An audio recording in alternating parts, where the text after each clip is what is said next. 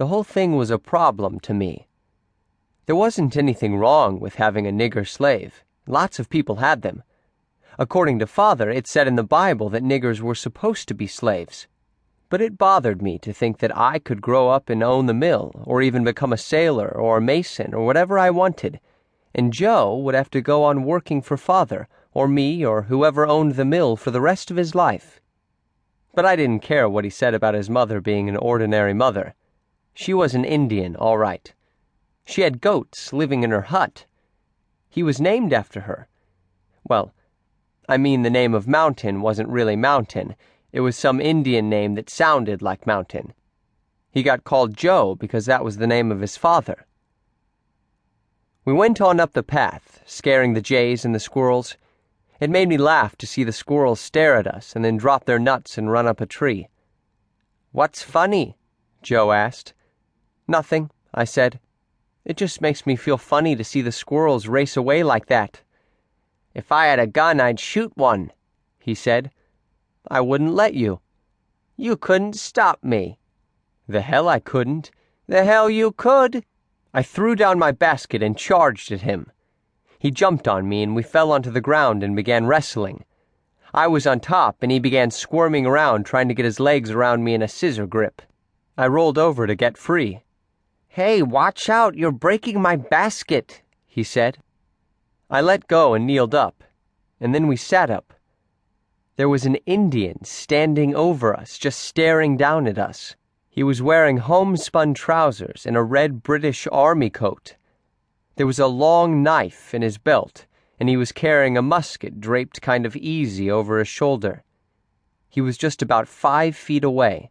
"Oh, God," Joe Mountain whispered. We stared at him, and he stared back. Then he jerked his thumb to make us stand up. We stood up. He pointed up the trail toward the berry field, and we began to run, feeling weak and scared, and our hearts going as fast as the millstone. The Indian jogged along behind us. When we didn't go fast enough to suit him, he poked us in the back with the gun.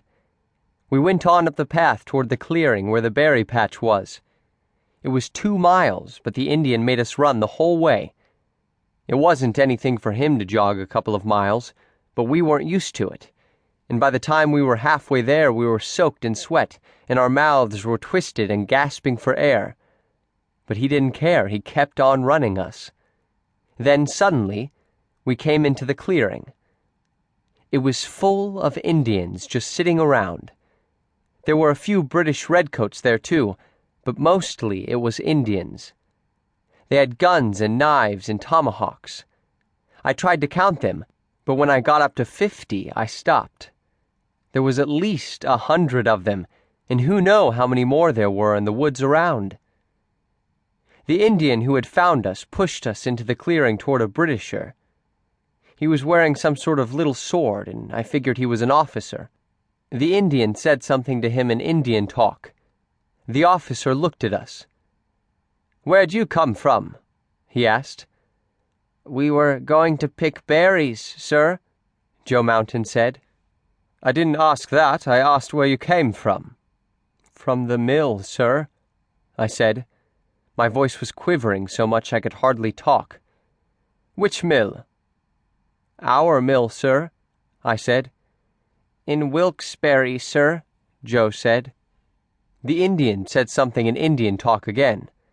Then he took the knife out of his belt and sliced it through the air. The British officer shook his head. "We haven't reached the point of killing young boys yet." The Indian sliced his knife through the air again. "Spy," he said in English. The officer stared at us. "Oh, come. You boys aren't spies, are you?" "No, sir." "No, sir. We were going to pick berries." The Indian sliced the knife through the air again. "Stop that nonsense," the officer said. "This is supposed to be a civilized war, not a bloody Roman circus. Take them back down to that farm we burnt and hold them there for an hour. We'll be gone from here by then. It wouldn't matter that they've seen us.